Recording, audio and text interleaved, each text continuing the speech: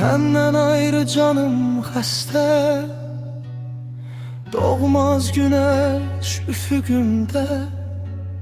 Senden küskün, senden ayrı, ruhum qalmış qəfəsində. Yormuş həyat, başucumda durmuş ölüm.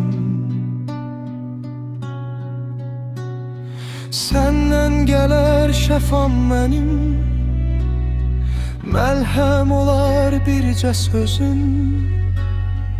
Yorğun düşmüş ağlardayım, silən olmaz yaşın gözüm. Senden ayrı solar ömrüm, geyrisini görmez gözüm. Ayrılığın olmuş benim derdim ağır.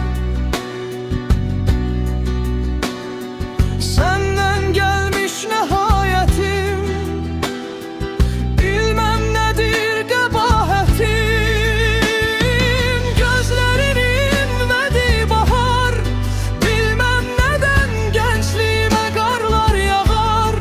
Hiç söylemez taş yüreğini zalim yar, biter mi benim esaretim? Kalbim kalmış sorağında, siman benim hayalımda. Gözün üstə düşen telin, düşer ya da düşer ya da gözüm kalmış bakışında. Senden ayrı düşmüş canım, nalə eder hanı yarım. Sorağıma olmaz səda, dodağımda senin adın.